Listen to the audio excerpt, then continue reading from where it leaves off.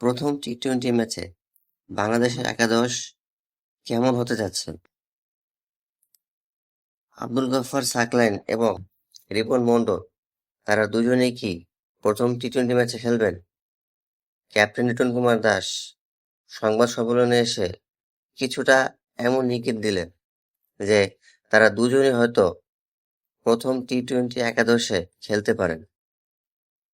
যদিও তারা খেলেন, তাহলে তারা কেমন করবেন?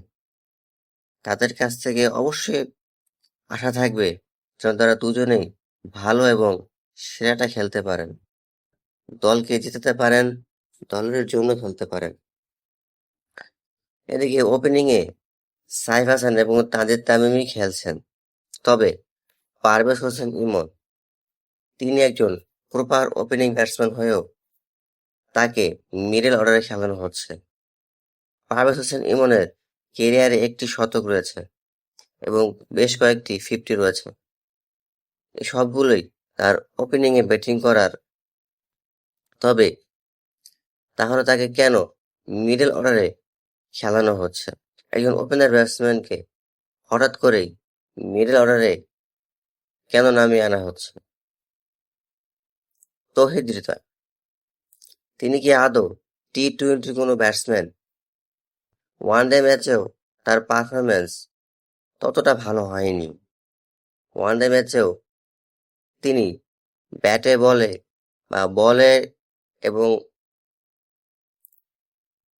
যেমন পারফরম্যান্স দেখিয়েছেন তা আশানুরূপ টি-টোয়েন্টির জন্য কি ভালো?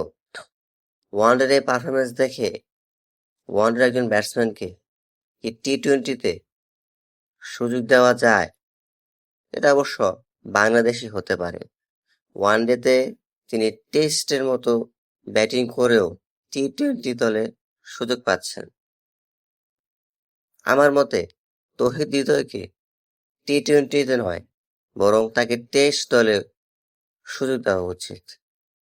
কিন্তু টি-টোয়েন্টি দলে তৌহিদ হৃদয়কে রেখে অভিষেক করানো হচ্ছে তানজিদ হাসান তামিমকে, যিনি ওয়ানডে এবং টি-টোয়েন্টির জন্য ভালো একজন ব্যাটসম্যান। এত তাড়াতাড়ি তানজিদ হাসান তামিমকে টেস্ট দলে অভিষেক করানো বা টেস্টে তাকে খেলানো, এটা কতটুকু যৌক্তিক? তাকে কি আর কিছু সময় দেওয়া যেত না? তাকে ওয়ানডে এবং টি-টোয়েন্টির জন্য আর কিছু সময় কি রাখা যেত না? যাই হোক, বাংলাদেশের এটাই রুলস। বাংলাদেশে এটাই হয়। যারা ওয়ানডে এবং টি-টোয়েন্টিতে বেশ কয়েকটা সিরিজ খেলেন কিংবা একটু ভালো খেলেন, সেই টেস্টে সুযোগ পান এবং তার জন্য 3 ফরম্যাট। যাই হোক, 27 এপ্রিল অর্থাৎ আর কয়েক ঘন্টা পর বাংলাদেশ নিউজিল্যান্ড প্রথম টি-টোয়েন্টি ম্যাচ খেলতে মাঠে নামবে। ঠিক দুপুর 2টায় ম্যাচটি শুরু হবে। শুভেচ্ছা এবং অভিনন্দন রইল বাংলাদেশের জন্য। বাংলাদেশ প্রথম ম্যাচ জিতবে এবং প্রথম ম্যাচ জিতেই সিরিজে এগিয়ে থাকবেন, এই আশাই রইল। বাংলাদেশ দলকে অগ্রিম অভিনন্দন।